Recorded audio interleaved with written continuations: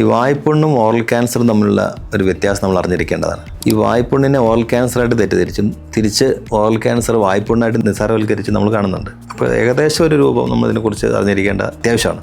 ആദ്യം തന്നെ ഈ വായ്പുണ്ണ് വരാനുള്ള കാരണം ഉറക്കക്കുറവ്, സ്ട്രെസ്സ്, നീണ്ട യാത്ര, വയറ് സംബന്ധമായിട്ട് പ്രശ്നങ്ങൾ, അല്ലെങ്കിൽ ഷാർപ്പായിട്ടുള്ള പല്ലുകൾ ഒക്കെ ഉണ്ടെങ്കിലും വായ്പുണ്ണ് വരാം. മരുന്ന് വെച്ചിട്ടുണ്ടെങ്കിൽ ഇല്ലെങ്കിൽ ഒരാഴ്ച 2 ആഴ്ച കൊണ്ട് മാറണം. നേരെ മറിച്ച് ഓറൽ ക്യാൻസർ അങ്ങനെയല്ല. ഓറൽ ക്യാൻസറിൻ്റെ ഈ ഘടനയ്ക്ക് തന്നെ വ്യത്യാസമുണ്ട്. ഒരു വായിലൊരു പുണ്ണ് വന്ന് ഒരാഴ്ച 2 ആഴ്ച കുറേ മാസങ്ങളോളം കുറച്ച് അധികം കാലങ്ങളും ഉണങ്ങാതെ ഇരിക്കുകയാണെങ്കിൽ അത് നമ്മളൊരു ഓറൽ ക്യാൻസർ അല്ലെങ്കിൽ അത്തരത്തിൽ നമ്മൾ സംശയിക്കേണ്ടിയിരിക്കുന്നു. ഇതിൻ്റെ ബോർഡറിലും വ്യത്യാസമുണ്ട്. അൾസറിൻ്റെ ഒരു ബോർഡർ ഏകദേശം റൗണ്ട് ആണെങ്കിൽ ഇതിൻ്റെ ഇറഗുലർ ബോർഡർ ആയിരിക്കും, ഇതിൻ്റെ ഷേപ്പ് ഉണ്ടാവില്ല. അതുകൊണ്ട് നമ്മൾ വായിൽ കാണുന്ന ഒരു മുറിവുകൾ ഉണങ്ങാതെ കുറച്ചധികം കാലം നിൽക്കുകയാണെങ്കിൽ നമ്മൾ അത്രകാലം വെയിറ്റ് ചെയ്യാതെ എത്രയും പെട്ടെന്ന് ഒരു ഡെന്റിസ്റ്റിനെ കാണിക്കുക, ഒരു ഒപ്പീനിയൻ എടുക്കുക, ആവശ്യമെങ്കിൽ ഒരു ബയോപ്സി എടുത്ത് നമുക്കത് കൺഫേം ചെയ്യാതെ ഒരു ഓറൽ ക്യാൻസർ ആണോ അല്ലെങ്കിൽ ഒരു അൾസർ ആണെന്ന് നമുക്ക് തിരിച്ചറിയാൻ പറ്റും.